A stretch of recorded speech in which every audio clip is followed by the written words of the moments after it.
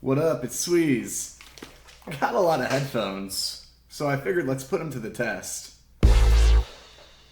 Now, this is not a sponsored video, but I do have one pair of very new headphones. They're at least new to me. These 7506s from Sony. And then I got two Sennheiser ones, and I got a pair of, what's the third one? A Rode. Yeah, I got the Rode headphones. I like all three of these companies. I don't really have too many preconceived notions, but I will tell you about a couple of them while I bring up the frequency response chart. So let's go over to these curves, and I know you can't completely rely on these curves, but they are a decent reference, I think, when you pick something. So these are the Sony MDRs.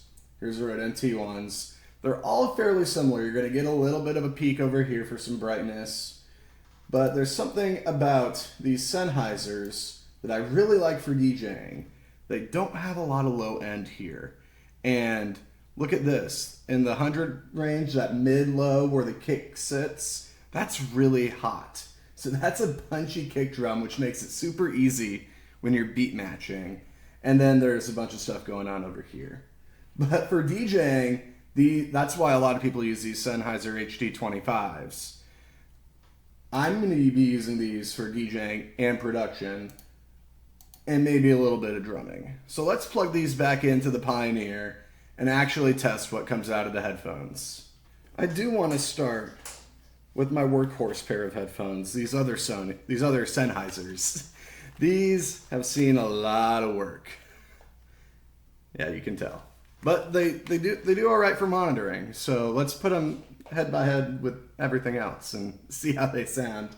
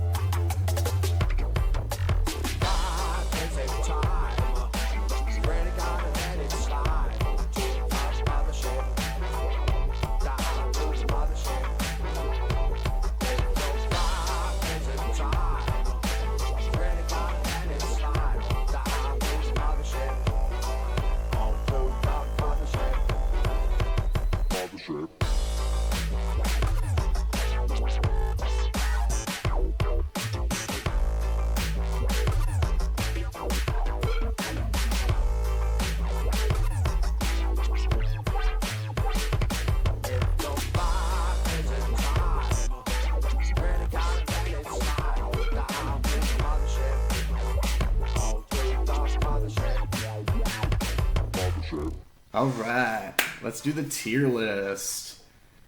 And I'm going to go through each of these headphones one by one and explain what I heard, how I felt using them the past whatever years, however long I had them, or the ones I first listened to today. So let's start with those, the Sonys that just came out of the box. I like them. They're okay. They seemed a little bright for me.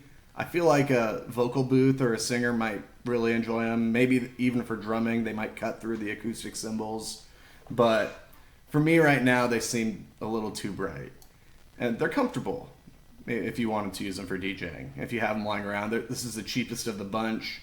But yeah, a little too bright for me. The sound quality wasn't quite what I prefer to listen to. It was a little bright. So I'm going to put them in the C tier.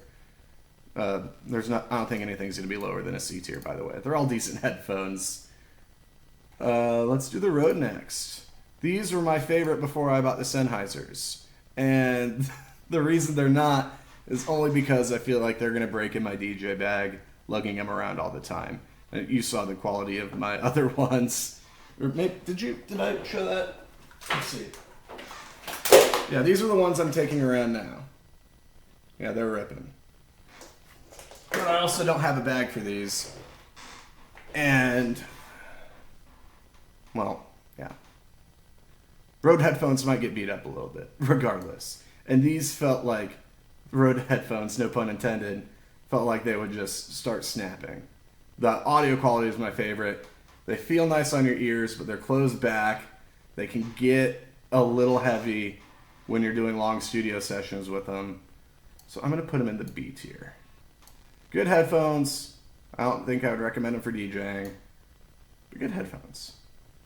The cheaper Sennheisers, the 280s, these definitely had the worst audio quality. Really boomy sub bass, like not what you want. You want a punchy sub bass that cuts through, and it just felt like the low end carried throughout. But they were some of the most comfortable ones. They are my current bag DJ headphones. I don't know if it's going to stay that way. Playing them all back to back, I could really tell how bad this audio quality was. But monitoring in the club, I couldn't really tell. I might stay in my bag, but these are going to be a B tier as well. The S tier, no surprise, is the HD Mach 2s. These are the best headphones for DJing. And producing a little bit, you can tell that they're missing stuff in the frequency spectrum, but if you know the headphones, they're a top-notch get. I'm going to put them in between the S and A tier, because I think that's where they deserve to go. So cool, those are my rankings. I hope that helps you. Definitely helps me organize my thoughts. Definitely putting these in my DJ bag. I want them on the road with me. These will probably be right at the studio. If I almost forgot to mention, I don't know how well the headphone connection is made. I feel like I had to replace that wire, but I'll let you know in the comments if anything goes wrong. Maybe I'll have to make another video, but I don't think so. Not sponsored, like I said, but I might do another one of these. I am interested in the new wireless headphones with incredibly low latency. I'm pretty sure Sony's got one, and then Pioneer just came out with theirs. I'm not saying send them to me, but I'm not saying don't send them to me. I'll definitely make a video. So thanks again for tuning in. We'll see you next time.